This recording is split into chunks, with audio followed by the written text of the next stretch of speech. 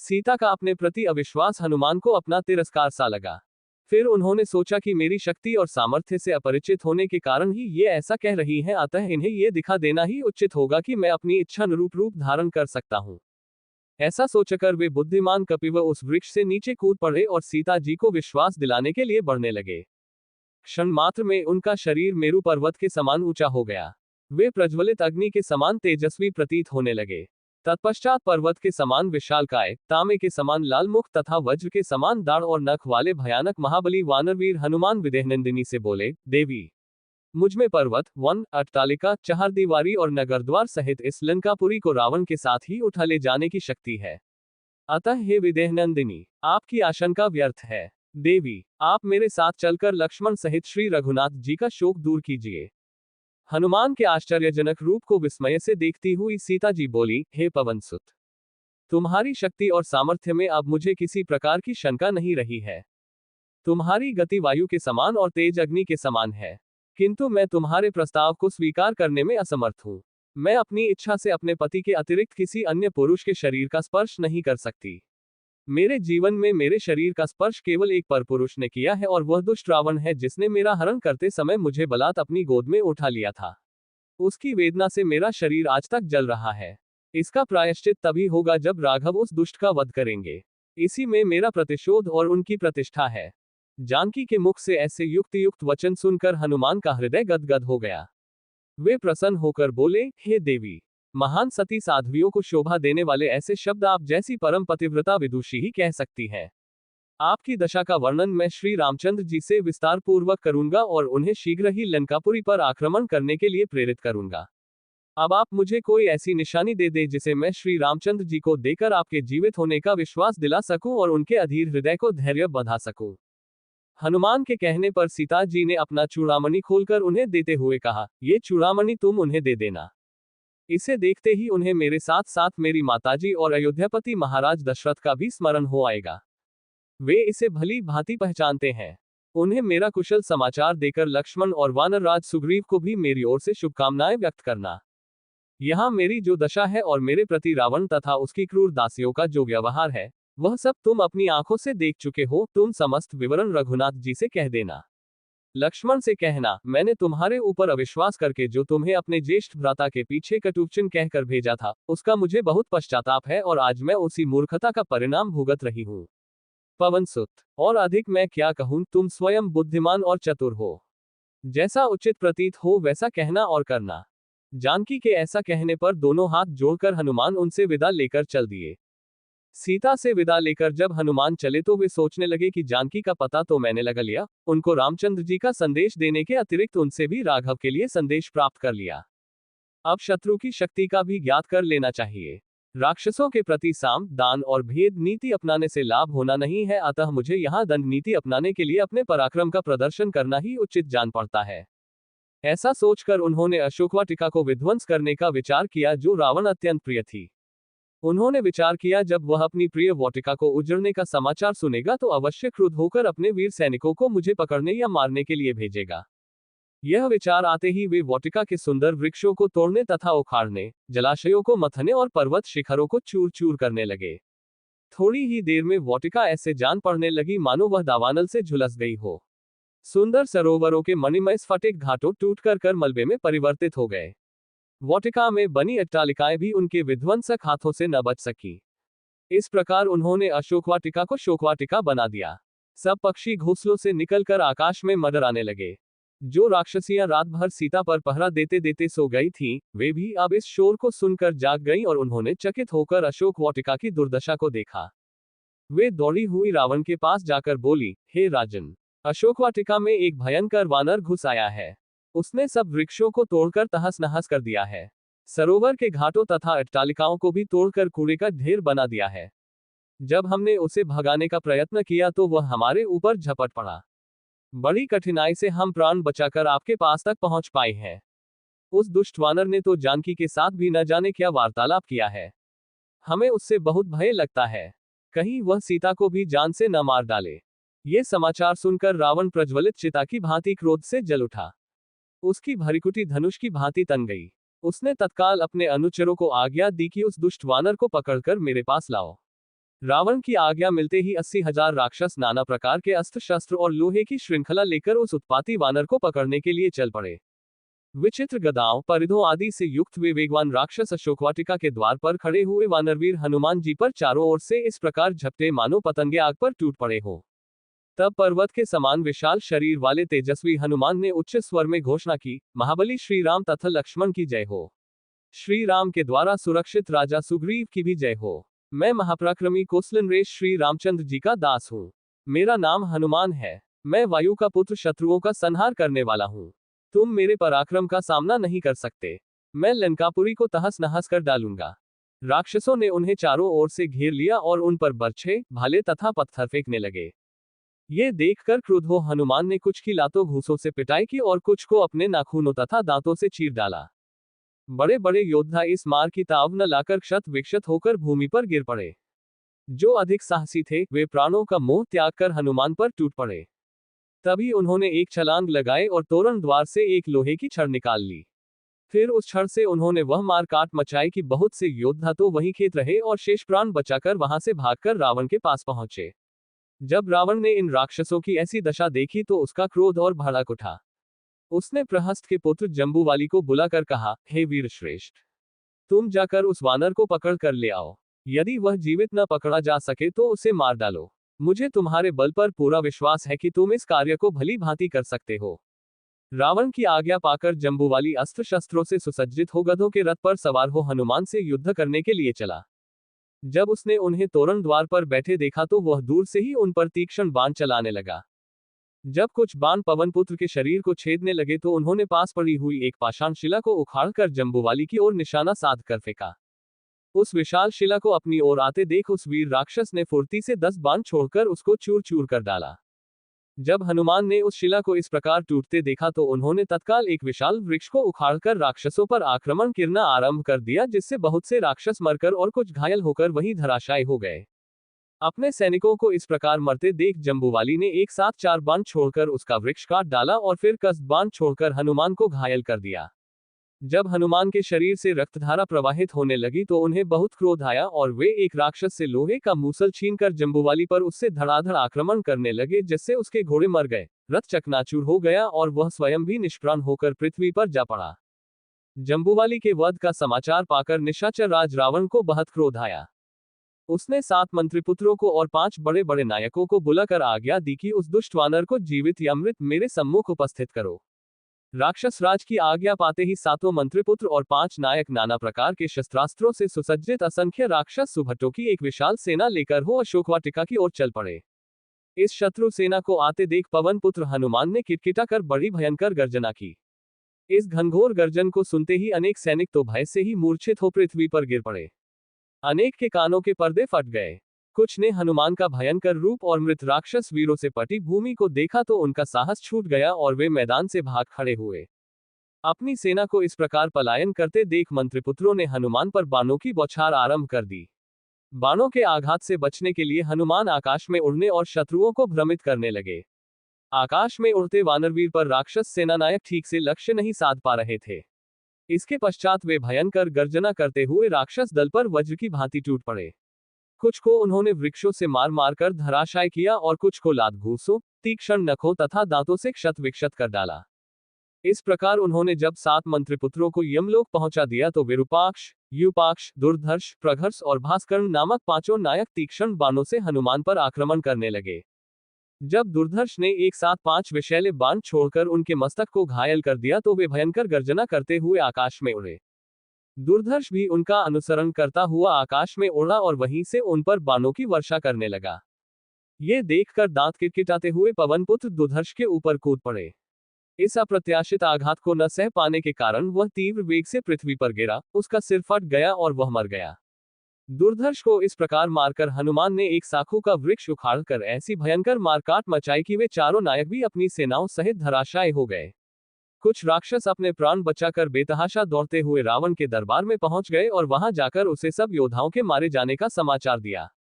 जब रावण ने एक अकेले वानर के द्वारा इतने पराक्रमी नायकों तथा विशाल सेना के विनाश का समाचार सुना तो उसे बड़ा आश्चर्य और क्रोध हुआ। उसने अपने वीर पुत्र अक्षय कुमार को एक विशाल सेना के साथ अशोकवाटिका में भेजा।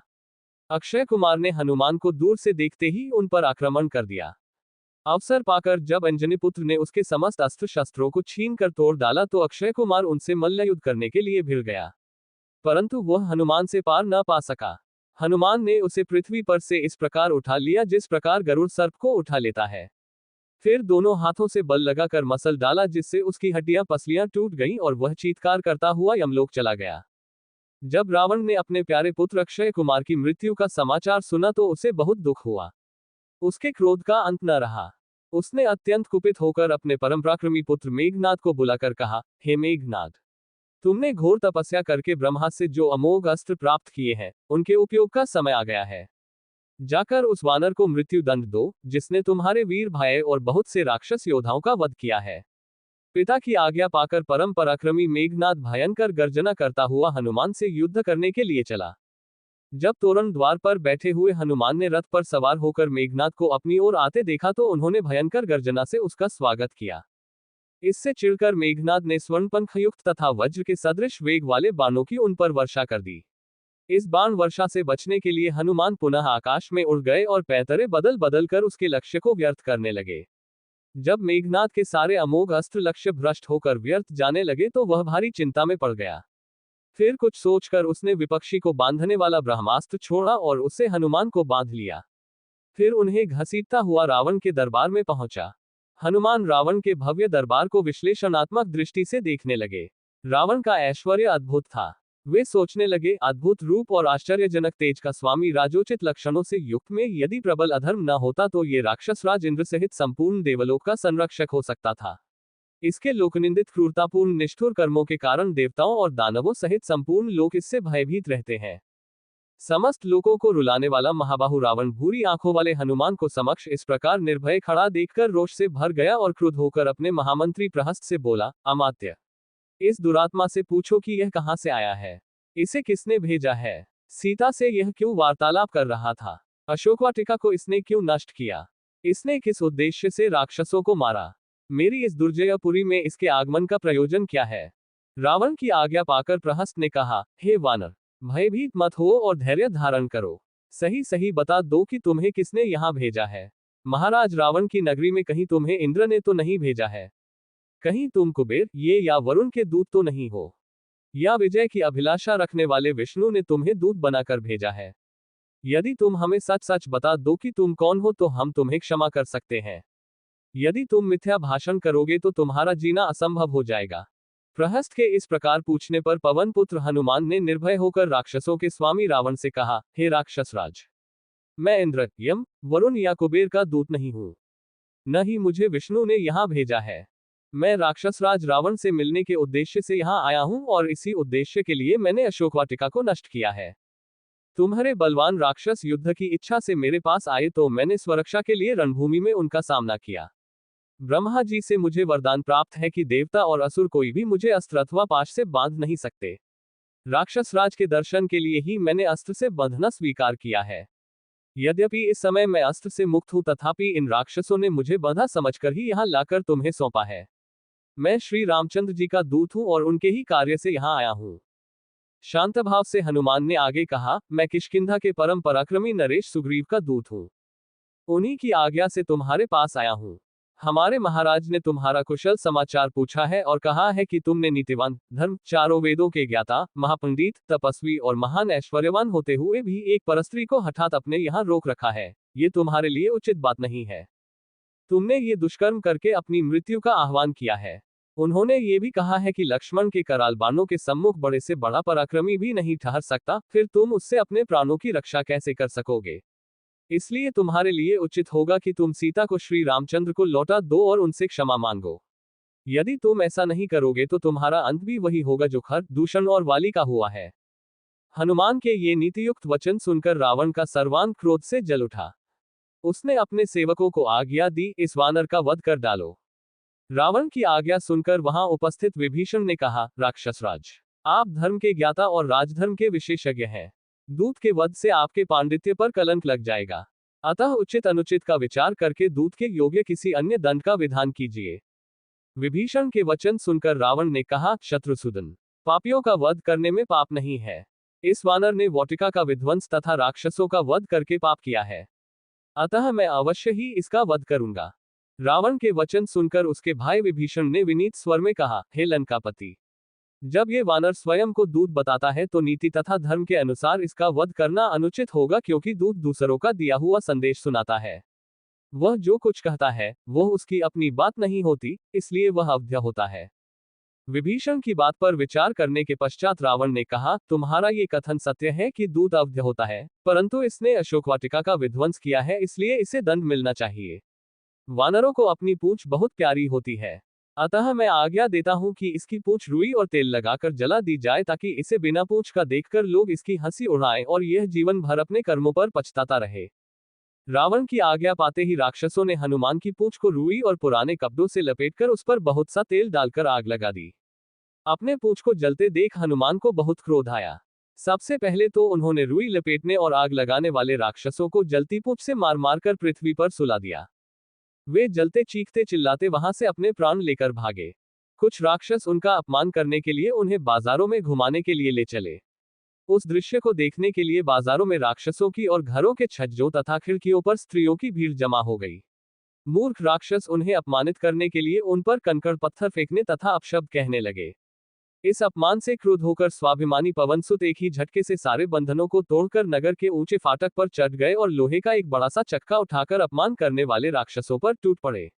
इससे चारों ओर भगदड़ मच गई। राक्षसों की भीड़ भयभीत होकर भाग गई। हनुमान जी के समस्त मनोरथ पूर्ण हो गए थे। वे विचार करने लगे कि मैंने अशोकवाटिका को नष्ट कर दिया, बड़े बड़े राक्षसों का भी मैंने वध कर डाला और रावण की काफी बड़ी सेना का संहार भी कर दिया, तो फिर लंका के इस दुर्ग को भी क्यों न ध्वस्त कर दूं। ऐसा करने से समुद्र लंघन का मेरा परिश्रम पुनर्तः सफल हो जाएगा। मेरी पूंछ में जो ये अग्निदेव देदीप्यमान हो रहे हैं, इन्हें इन श्रेष्ठ गृहों की आहूत देकर तृप्त करना ही न्यायसंगत जान पड़ता है। ऐसा सोचकर वे जलती हुई पूंछ के साथ लंका की ऊंची ऊंची अट्टालिकाओं पर चढ़ गए और विचरण करने लगे। घूमते घूमते वायु के समान बलवान और महान वेगशाली हनुमान उछलकर प्रहस्त के महल पर जा पहुंचे और उसमें आग लगाकर महापार्श्व के घर पर कूद गए तथा उसमें भी कालाग्नि की ज्वाला को फैला दिया। तत्पश्चात महातेजस्वी महाकपि ने क्रमशः वज्रदंष्ट्र, शुक, सारण, मेघनाद, जम्बोवाली, सुमली, शोणिताक्ष, कुंभकर्ण, नरांतक, यज्ञ शत्रु, ब्रह्मशत्रु आदि प्रमुख राक्षसों के भवनों को अग्नि की भेंट चढ़ा दिया। इनसे निवृत्त होकर वे स्वयं रावण के प्रासाद पर कूद पड़े। उसके प्रमुख भवन को जलाने के पश्चात वे बड़े उच्च स्वर से गर्जना करने लगे। उसी समय प्रलयंकर आंधी चल पड़ी, जिसने आग की लपटों को दूर दूर तक फैलाकर भवनों के अधजले भागों को भी जला डाला। लंका की इस भयंकर दुर्दशा से सारे नगर में हृदय विदारक हाहाकार मच गया। बड़ी बड़ी अट्टालिकाएं भारी विस्फोट करती हुई धराशायी होने लगी। स्वर्ण निर्मित लंकापुरी के जल जाने से उसका स्वर्ण पिघल पिघल कर सड़कों पर बहने लगा। सहस्त्रों राक्षस और उनकी पत्नियां हाहाकार करती हुई इधर उधर दौड़ने लगी। आकाशमंडल अग्नि के प्रकाश से जगमगा उठा। उसमें रक्त एवं कृष्णवर्ण धुआं भर गया, जिसमें से फुलझड़ियों की भांति चिनगारियां छूटने लगी। इस भयंकर ज्वाला में सहस्त्रों राक्षस जल गए और उनके जले अधजले शरीरों से भयंकर दुर्गंध फैलने लगी। संपूर्ण लंकापुरी में केवल एक भवन ऐसा था जो अग्नि के प्रकोप से सुरक्षित था, और वह था नीतिवान विभीषण का प्रासाद। लंका को भस्मीभूत करने के पश्चात वे पुनः अशोकवाटिका में सीता के पास पहुंचे। उन्हें सादर प्रणाम करके बोले, हे माता, अब मैं यहां से श्री रामचंद्र जी के पास लौट रहा हूं। रावण को और लंकावासियों को मैंने राघव की शक्ति का थोड़ा सा आभास करा दिया है। अब आप निर्भय होकर रहें। अब शीघ्र ही रामचंद्र जी वानर सेना के साथ लंका पर आक्रमण करेंगे और रावण को मारकर आपको अपने साथ ले जाएंगे। अब मुझे आज्ञा दे ताकि मैं लौटकर आपका शुभ संदेश श्री रामचंद्र जी को सुनाऊं, जिससे वे आपको छुड़ाने की व्यवस्था करें। ये कहकर और सीता जी को धैर्य बंधाकर हनुमान अपने कटक की ओर चल पड़े। जनकनंदिनी से विदा लेकर तीव्र वेग से विशाल सागर को पार करते हुए हनुमान वापस सागर के उस तट पर पहुंचे, जहां असंख्य वानर जांबवंत के और अंगद के साथ उनकी प्रतीक्षा में आंखें बिछाए बैठे थे। अपने साथियों को देखकर हनुमान ने आकाश में ही भयंकर गर्जना की, जिसे सुनकर जांबवंत ने प्रसन्नतापूर्वक कहा, मित्रों, हनुमान की इस गर्जना से प्रतीत होता है कि वे अपने उद्देश्य में सफल होकर लौटे हैं। इसलिए हमें खड़े होकर हर्षध्वनि के साथ उनका स्वागत करना चाहिए। उन्होंने हमें ये सौभाग्य प्रदान किया है कि हम लौटकर रामचंद्र जी और वानरराज सुग्रीव को अपना मुख दिखा सकें।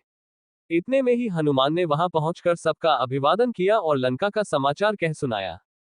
जब सब वानरों ने सीता से हुई भेंट का समाचार सुना तो उनके हृदय प्रसन्नता से भर उठा और वे श्री रामचंद्र तथा पवनसुत की जय जयकार से वातावरण को गुंजायमान लगे। इसके पश्चात वे लोग हनुमान को आगे करके सुग्रीव के निवास स्थान प्रस्रवण पर्वत की ओर चले। मार्ग में वे मधुवन नामक वाटिका में पहुंचे जिसकी रक्षा का भार सुग्रीव के मामा दधिमुख पर था। इस वाटिका के फल अत्यंत स्वादिष्ट थे और उनका उपयोग केवल राजपरिवार के लिए सीमित था।